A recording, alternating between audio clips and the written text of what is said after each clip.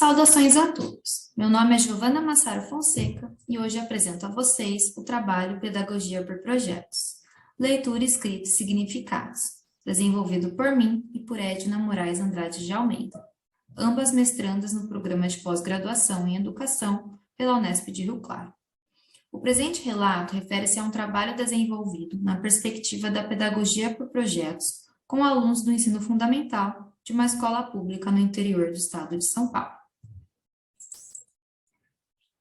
A aprendizagem dos alunos e o processo de alfabetização nas séries iniciais sempre representou um desafio para as escolas e para os professores. O chamado ciclo de alfabetização exige do professor qualificação e planejamento do ensino. Aprender a ler e escrever é um ato complexo. Sabe-se que na escola, na maioria do tempo, cabe aos alunos entender, responder e executar as tarefas propostas organizadas pelos adultos. Em tais situações, a alfabetização, mediante práticas tradicionais, nem sempre traz resultados eficazes, gerando problemas como o avanço na escolaridade de alunos que não conseguem ler e escrever. Pensando na natureza do trabalho do professor alfabetizador, o estudo aqui apresentado consiste no relato de experiência de duas professoras das séries iniciais, com práticas fundamentadas na pedagogia por projetos na vertente emancipacionista. Tal concepção se apoia na prática pedagógica, que permite ao aluno viver na escola uma experiência positiva alicerçada no real. Assim, o trabalho docente não se restringe a ensinar as crianças a escreverem palavras e frases, mas ensiná-las a produzirem textos numa situação real de comunicação, nas quais o professor elabora, junto com os alunos, instrumentos para um trabalho construído coletivamente. O trabalho foi desenvolvido com alunos do primeiro e do segundo ano do ensino fundamental e implicou uma relação de intercâmbio da leitura e da escrita entre os estudantes das duas classes no ano de 2021. O objetivo principal deste trabalho foi estimular a leitura e a escrita, a autonomia, a interação e o trabalho coletivo em sala de aula.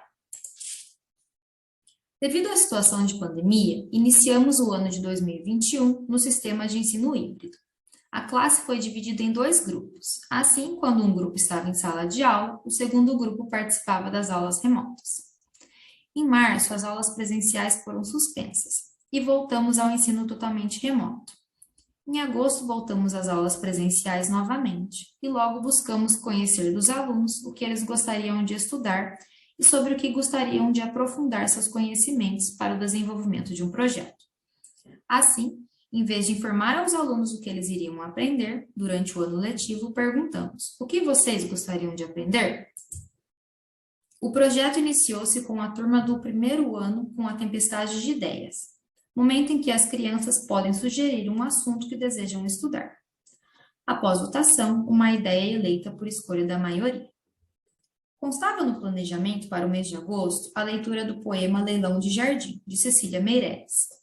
Mediante a leitura e o desenvolvimento de atividades do poema, e em conversa com os alunos em sala de aula, percebeu-se que a escola não possuía flores para que pudessem observar e comparar com alguns elementos descritos no poema. Propôs-se, então, o desenvolvimento de um projeto de plantio de um jardim na escola, visto que, além de favorecer o contato dos alunos com as plantas e flores, proporciona também a interdisciplinaridade e momentos de interação das crianças com os textos em seu uso social. Para tanto, foi escrita uma carta coletiva solicitando ao diretor da escola autorização para iniciar o projeto.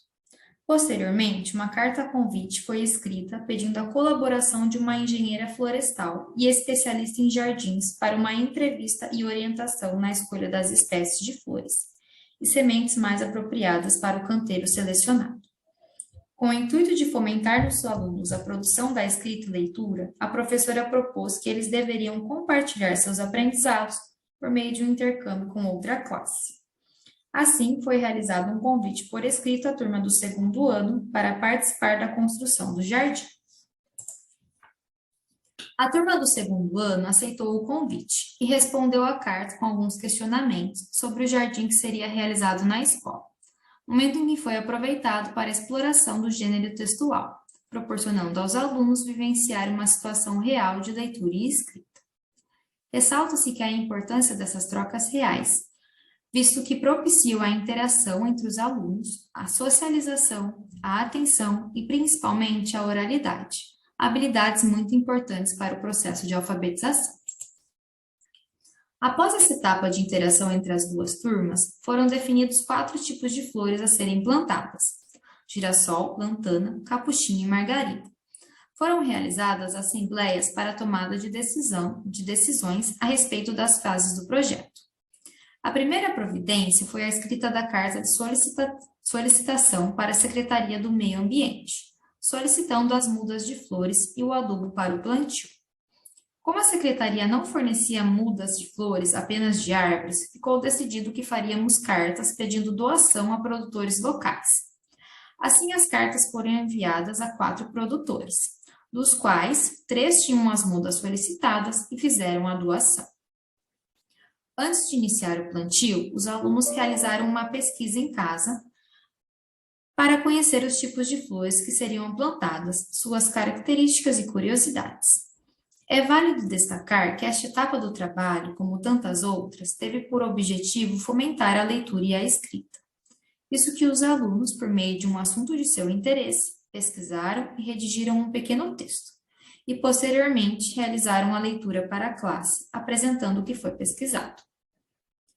Pensando na experiência de acompanhar o desenvolvimento da planta desde o plantio da semente até o brotar da flor, optou-se em implantar a semente de girassol no jardim e no algodão, para que os alunos pudessem levar para casa e compartilhar com suas famílias. A escolha propiciou aos estudantes a produção de um relato, descrevendo passo a passo o desenvolvimento da flor. Dessa forma, foi possível explorar o gênero textual e proporcionar momentos de leitura e escrita.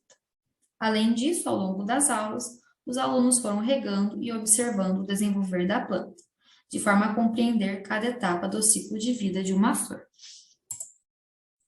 Com a chegada das mudas, os alunos realizaram o plantio das flores.